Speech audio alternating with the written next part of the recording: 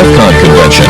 This meeting was held in exciting Las Vegas, Nevada from July 9th through the 11th, 1999. This is videotape number 6, Firewall Appliance, Friend or Foe.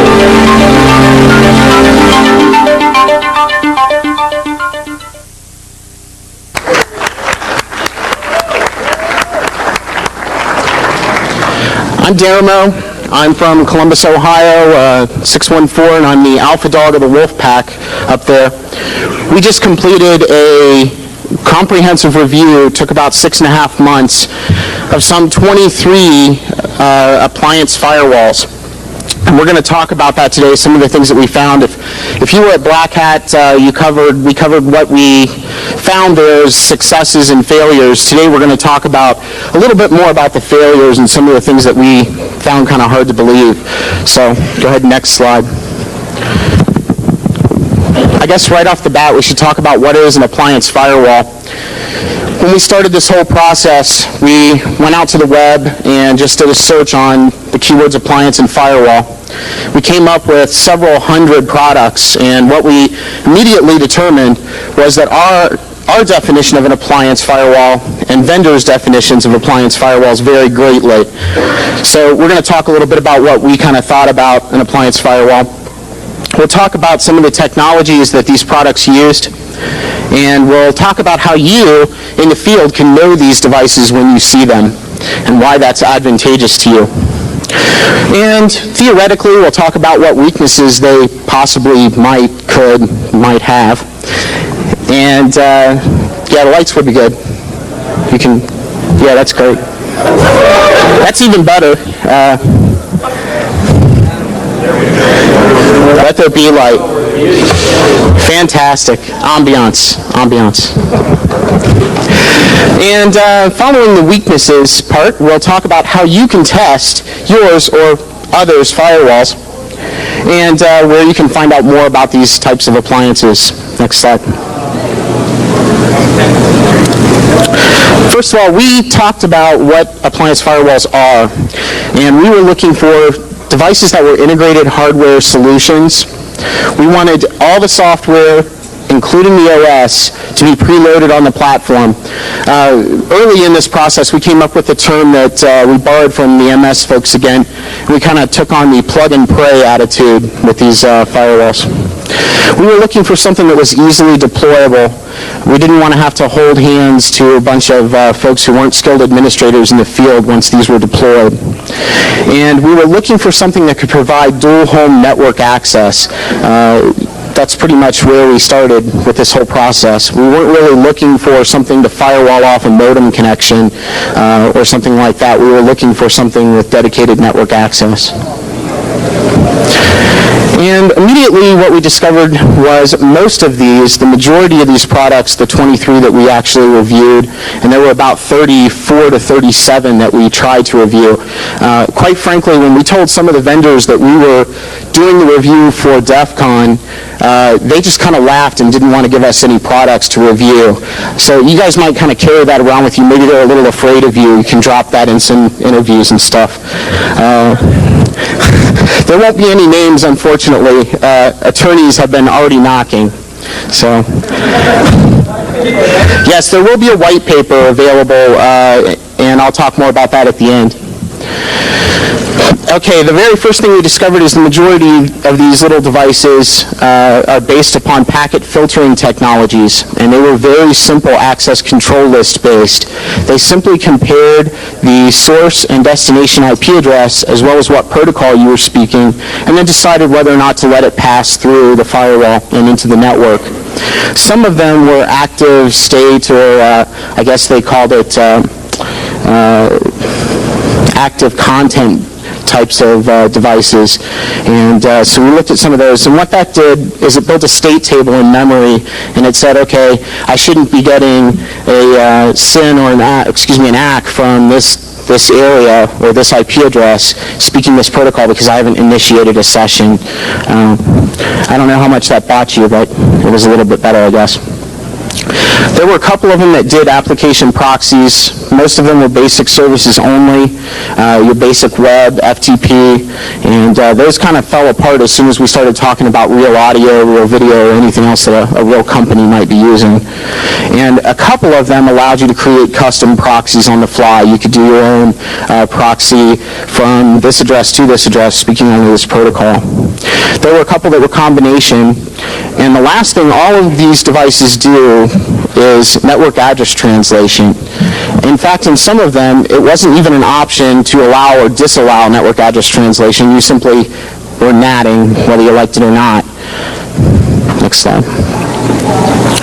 Some of the things we discovered is that we looked at these for some cable modem type devices, and some did support DHCP on the external interfaces. Also, you might want to notice that DHCP on the external interfaces makes for some interesting types of spoofing attacks, and the ability to possibly convince the firewall to release its IP address midstream. We kind of played with that stuff. All of them did port and address redirection, and there were 2 or 3 of them that had a possible DMZ deployment with a third network interface on the device. Many of them offered offloading of the logging, and that was a good feature. It let you move all of the log files to some other device. Of those that we tested, the majority of that information was passed in the clear between the firewall and the logging device. The interesting thing is the ones that didn't give the offloading of the device, because these are solid-state machines, they only had a limited amount of memory to store those logs in. So port flooding this thing would cause it to run right through the log files and hide all your earlier attacks on many of them. Also interesting to notice. A lot of them did alerting via email, paging, SNMP, and just basic protections against spoofing. Basically, it wouldn't allow you to, many of them wouldn't allow you to have internal IP addresses on the external interface because of the NAT. Now comes the good stuff. Now that everybody knows what an appliance is, and I can stop being product boy. This is how you recognize them in the field. Right off the bat, because of the nature of the way these folks deployed packet filtering, you will find many open high ports above 1024.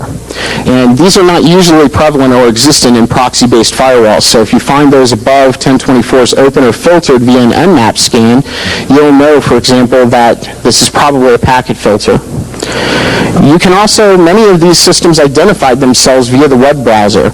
Simply connecting to port 80 or port 8080 on the devices would pop up this great little banner telling you how to buy the product.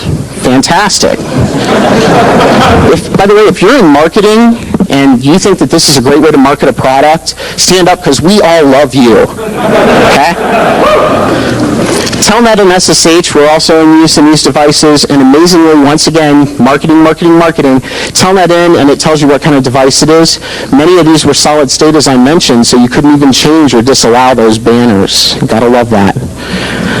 The basic services may identify the types of devices. In this case, we were able to actually guess which which filters were in place, and we would use that to identify the devices that were being punched through to the backside of the firewall.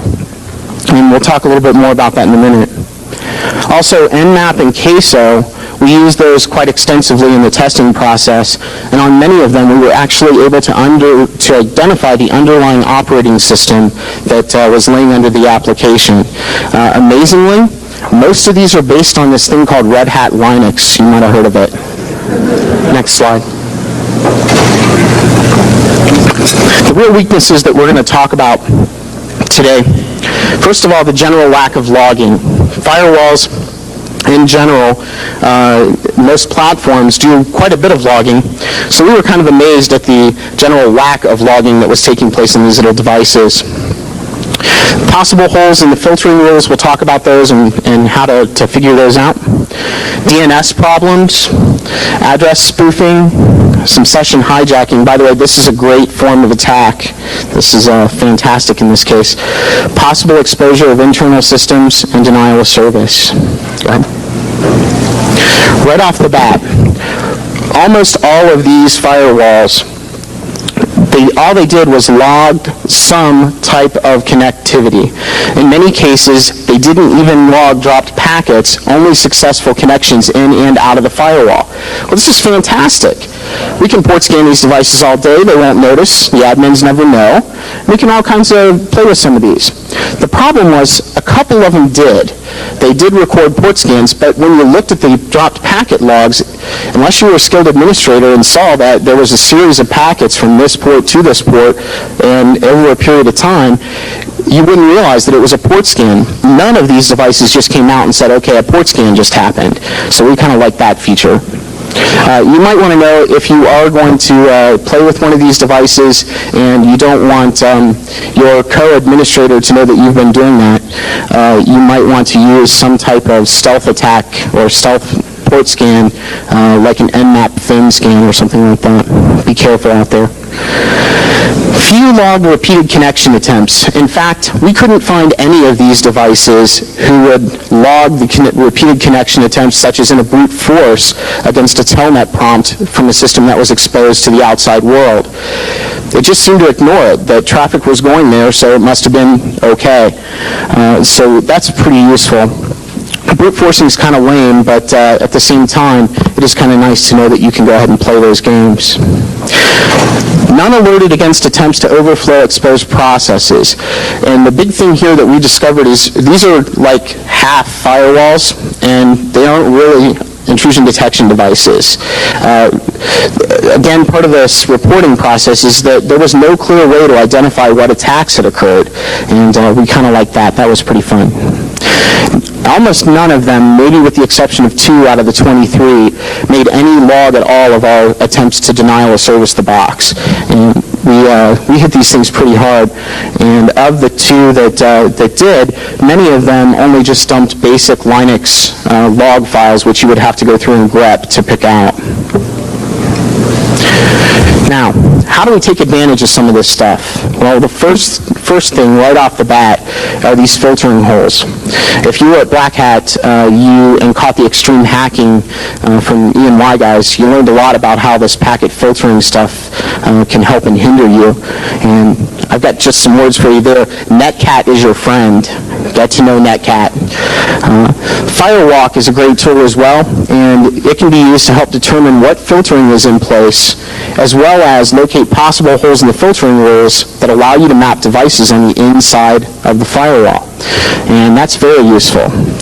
Nmap will display the ports open by status as far as are they open, are they filtered, or are they firewalled. Get to know Nmap as well. It is a great tool.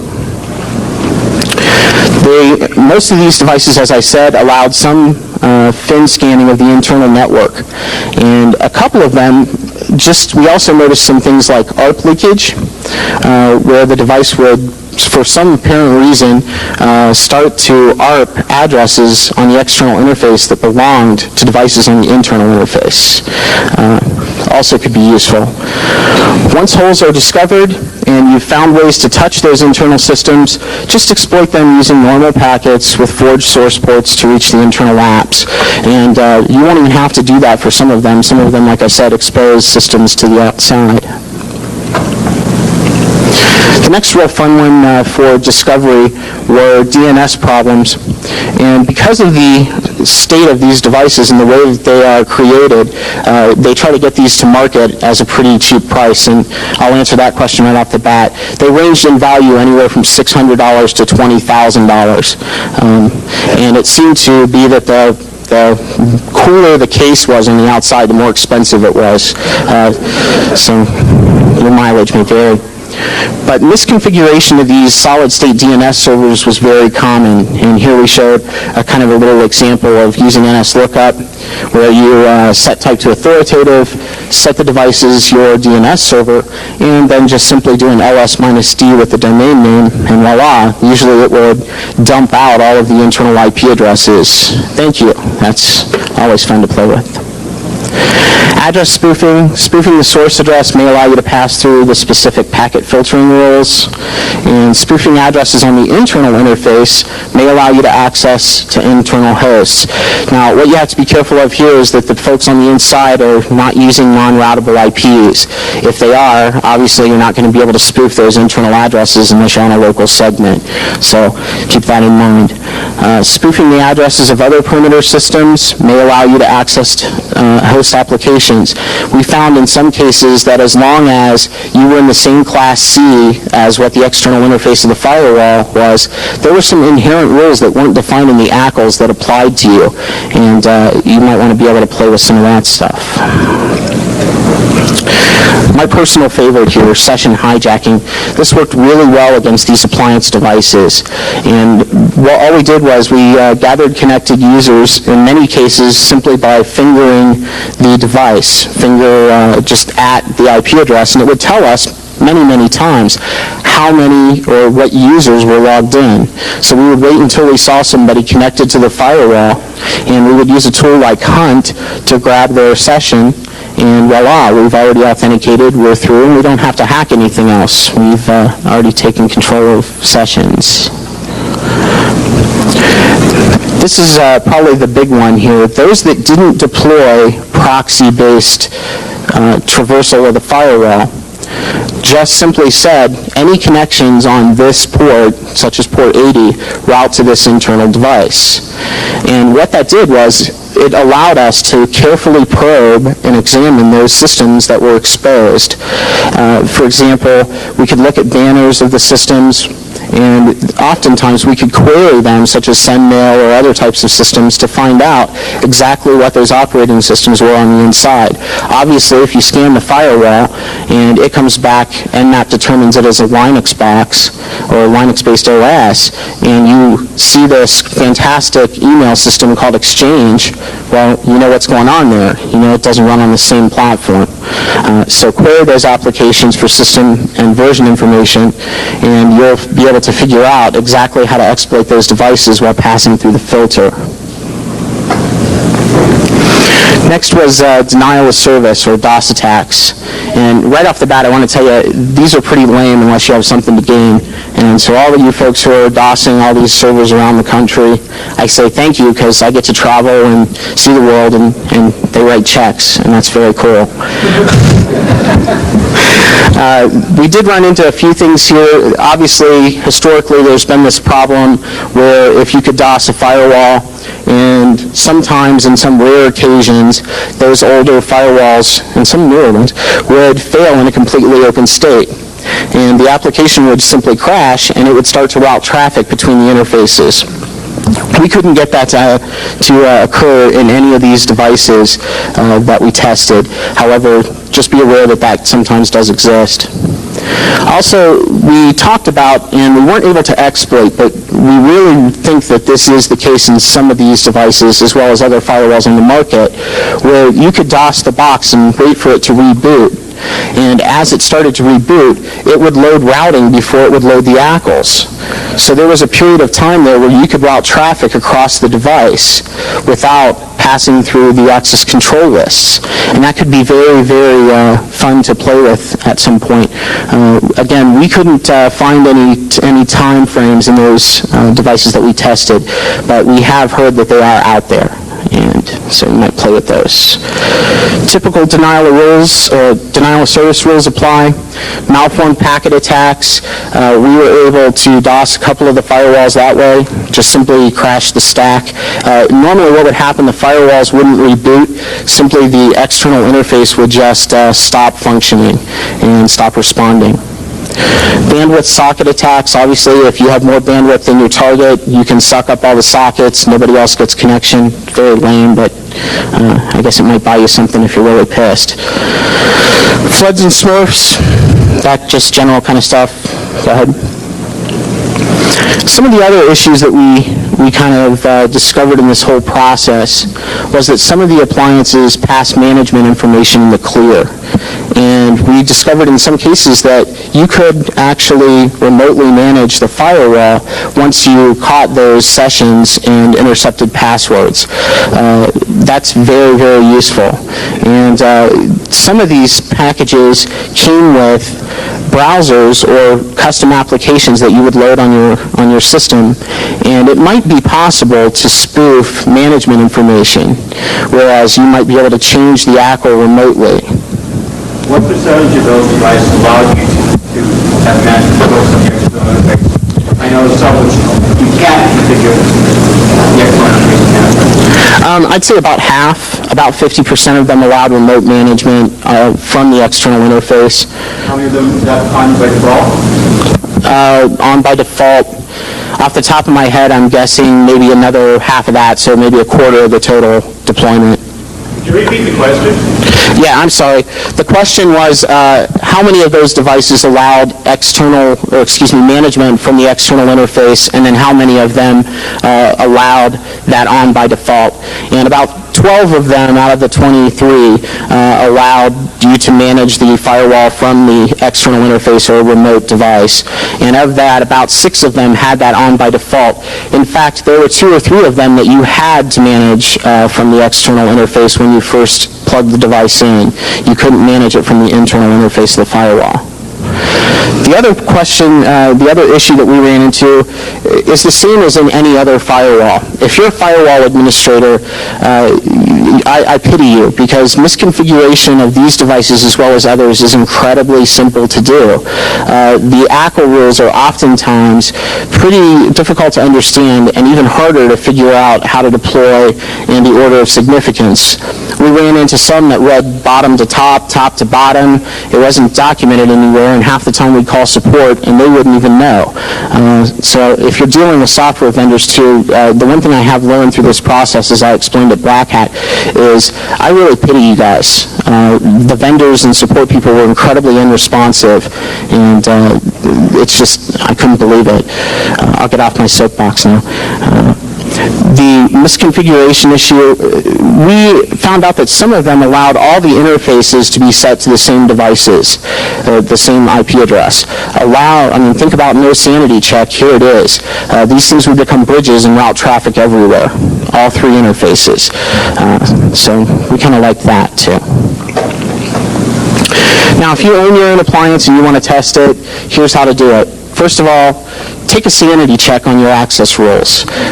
Take a look at what you're doing. Figure out if you're going to pump data from the external interface to the internal interface. Where is it going? What's it doing? That's right off the bat. Use some of the mentioned tools that we talked about to test your own firewall. If you have this appliance firewall, and those of you who are security consultants or working in the field, you deploy these without testing them yourself, hey, all we can say is come to DEFCON again next year and we'll give you a beer or something. We thank you. Use an automated scanning tool if you can find those out on the net. There are some commercial products if you have a budget. And lastly, I had to mention this one just for all my friends who are doing this. Hire a security professional to audit the firewall for you. We'll be happy to do that. And next slide. If you want to find out more about these, there's going to be a white paper that we will put out. It will be on www.microsolved, that's solved.com. We're hoping to have that up by the end of the month. We had meant to release that here, but we've been having some problems with attorneys and getting people to sign off on some of the NDAs. Search. Can you repeat the domain? Yeah, www.microsolved, that's solved.com.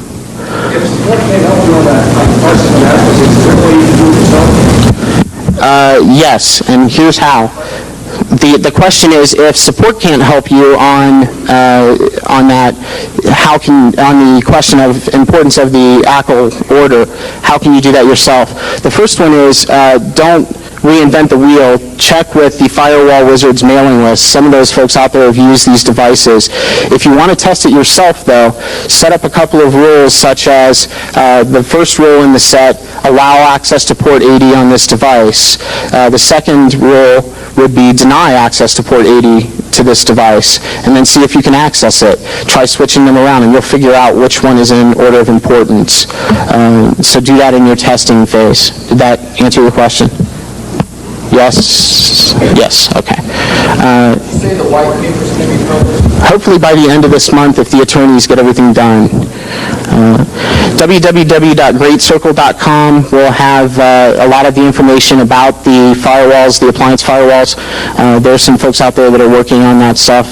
And there were several security and networking magazines that have done a couple of reviews on these, so check those out. And lastly, if you have other questions, feel free to ask me. And I want to thank you guys for coming. I'll answer any questions that you guys have. You classify the Nokia device as a firewall appliance? Yes, we do. And we did look at that device, and there will be information about it in the white paper. Yes, sir. Looking at the higher end stuff like, say, fix and the firewall, fixes like one risk below and stuff like that. We did everything from just pick two firewalls, from Sonic Wall. The question was what firewalls were included, and I'm not going to go into a specific list, but we went everything from Sonic Wall all the way up to $25,000 appliance firewalls, such as the PICs and things like that. And what was your impression as far as did price correlate anything? The only thing that we could figure out price correlated to was how cool the case was. I mean, literally, some of these devices that we looked at were $600, and they did a much better job than some of the devices that were $15,000. So, yeah, and I want to answer another question that came up at Black Hat right off the bat before I take another. Some other folks have asked me what if there will be a current, another review or an addended review to this, and if we will continue this process. And the answer to that is probably not. And what we want to do is turn this over to the community, and we want to hear from folks who are testing these firewall devices. And if you want to add stuff in, we'd like to create a living document to let you do that. So that'll be coming up as well. How many devices in total are tested and how long will it take? It took us about 6 months to test all the firewalls. The question is how long and how many. It took about 6 months to do that. We tested 23. We started with a field of 34. Some vendors were non-cooperative. We did, we only included in the white paper whether or not they included VPN technology. The question was, what did we do about the VPN technology? Did we test that? We did not do any crypto analysis or any type of other application analysis of the VPN stuff. Do you see a reason why this couldn't be done, quote, right, and do you think somebody will? Good question. Well, the question is, do I think someone else could do this right, and do I think someone else will? I think that there are folks out there who are testing these firewalls. I think we needed to do it in a manner that these folks can understand and that suited our needs. So as far as that is, I think we did it right. But beyond that, if you guys want to do it, go out and test some firewalls. No, I mean, do the firewall right. Do the appliance firewall right. Yes. I think after looking at these 23 firewalls, I think what we did find was that there is a future here. These plug-and-play devices are incredibly robust for what we were expecting, and I think in the future you will see that. I'd say within the next year to 2 years, you'll see a very robust application proxy-based appliance that is affordable for folks that are using small and home offices and cable modems. So, yeah. Did you notice any difference in the packet inspection techniques in terms of performance or quality? Did we know? I'm sorry. One more time. Did you notice any difference in the in the packet inspection technique, whether it's scan sheet or The question is, did we notice any difference in the packet inspection technologies, whether it was stateful or not? Stateful inspection did help a little bit. We weren't able to do some of the less ankle biter attacks against them, but otherwise, we really didn't see too much benefit from it. And obviously, there are some cases out there where it will help some attacks and it will halt some attacks. So as far as performance went, we didn't see any implication of any problems either from that. As you know, a lot of specific firewalls cause a lot of problems. At TCP accesses, how many of them actually have like an implicit denial that is automatically added? The question is, misconfiguration is the greatest problem encountered by firewalls and firewall administrators. So how many of these came with an initial deny all state that was at the end of the rule set? The answer was less than half. Yeah. Wondering, do any of these firewalls have like a certification from ICSA, IAPRI? And if they did it correlate to how good it was? Wow. The question is, did any of these firewalls have ICSA certification, and did that correlate to how good it was? Yeah, I'm going to answer that. No. Some of them did have ICSA certification, and I couldn't honestly tell you how some of them determined that that was ICSA certified. And if there are ICSA folks here in the audience, I'm sorry. I'm just calling it like I see it. With respect to that, I have a question. Do you really care if it's ICSA certified? What is the certification ICSA certified if it's not money? The question is, do I care if it's ICSA certified because they just simply write a check and along comes the certification is what he's implying. And I would say no, I don't care if it's ICSA certified. In fact, it means absolutely less to me if it's ICSA certified. When I deploy a security device for a client or for my own use, I want to know how it works and that it does what it's supposed to do. And I could care less about any of the other stuff. Another misconfiguration question. Like, I do a lot of work with Checkpoint, and there's just like a few things you got to know that you'll leave them by default. We're not even in the rule base, or like the technical properties. If you don't change them, you leave big holes open. Aside from that, it's pretty good. Did you find anything like that? The question was that the gentleman works with a certain X brand of firewall, and and that there are things that you inherently must know in order to secure the device. Did we find things like that? Yes, we did. We found some ACLs that were just completely unexplained as to how to configure them correctly. And the whole thing is, if you were a Black Hat, you kind of heard my little rant there that I got off on, and I'm not going to do that today, just about how bad support sucked on these products. We would call up and ask, folks that didn't even seem to know what packet filtering was, let alone what to do about it. So I apologize there. Go ahead. Actually, I like one of the best. I called ProPoint.com. It said, I was looking for the admin password by default. Shoot the gate right out. I think that's perfect. The gentleman was just letting you folks know that you can find the default admin passwords on ProPoint.com. Thank you. Thanks. Yes, sir. I got a question, actually. I'm a student, so excuse me if I'm a little ignorant here. You say with your firewall, correct, and I have certain rights between the firewall itself, and I left my computer on when I left work. Now, somebody going to give me couldn't put work and tap into my system without passing the firewall since I already got through. The question is, if he leaves his device, his computer, as he goes home and he leaves himself logged into the network and his computer's turned on and he's protected by one of these devices, is it possible for someone to access data on your device? The answer to that is yes, determined on how determined these folks out here in the audience are. So those of you who have some of his data, could you give it back? He just realized what happened.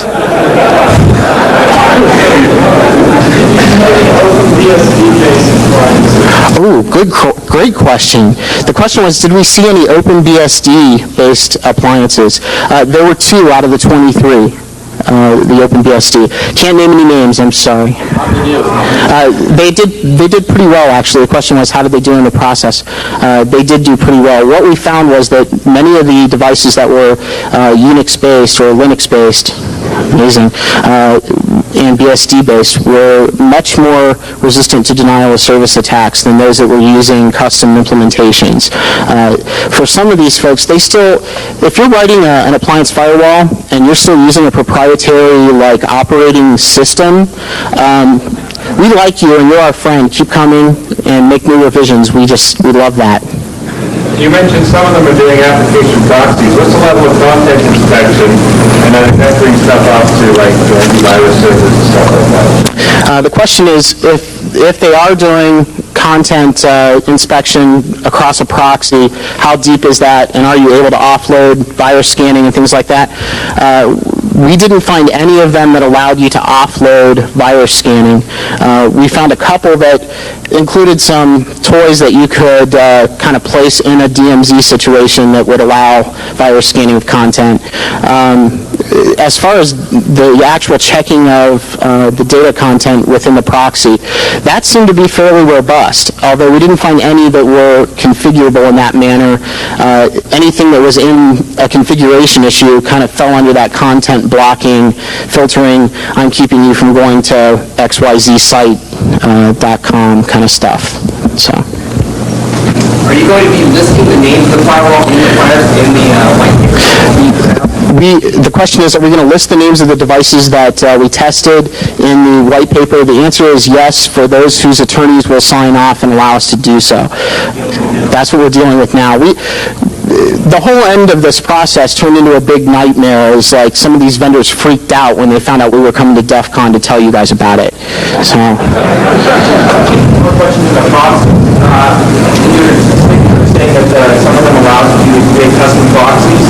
Would that actually just be like creating a patch filter? Or that specify the commands that would allow for it?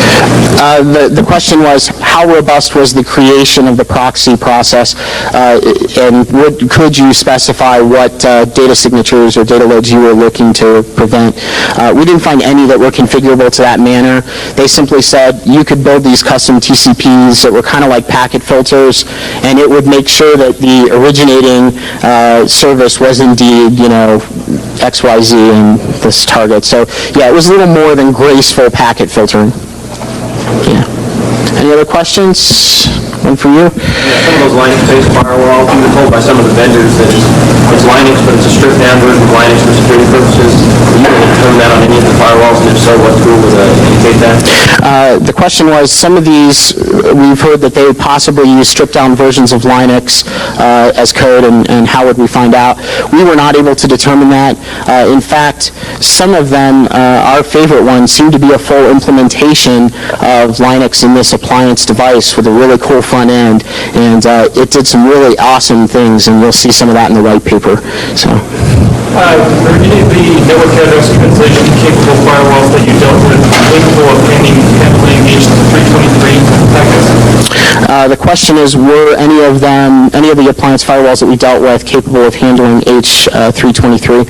And I'm not sure. We didn't test that. I want to mention to you guys as well, while talking about some of these appliance firewalls, that we discovered some things here that you really had to play your cards pretty close to the vest when you were talking to the vendors. We found some that were significantly less than what we would classify as even a firewall. A couple of them were simply NAT devices that did no logging or anything. It just simply NATted your internal and external addresses. And then we found this one, which I'll kind of read about again, that when we asked for the firewall to test, they sent us two. And we couldn't figure that out until we set them up and realized they were just point-to-point encryptors. They were not firewalls. One more here. Did you ever look into these firewalls' capacity or what the intended application was? Was it like T1 slower speed, or was there speed capacity? What was the question was, did we test throughput and capacity of the firewalls? Almost all of them came with either 10 megabit ether or 10100 megabit ether. We tested those. We didn't test any of the others. We asked for some token ring implementations, and we got back like, what's a token ring? You have to keep in mind that the majority of these devices are for small and home office users. So, not outside of this room, not many people have T1s hanging out at home. So, that could happen here. Hey, I really want to thank you guys. I'm sorry I can't take any more questions. My time's up. Thanks for coming out to DC7. We'll see you soon.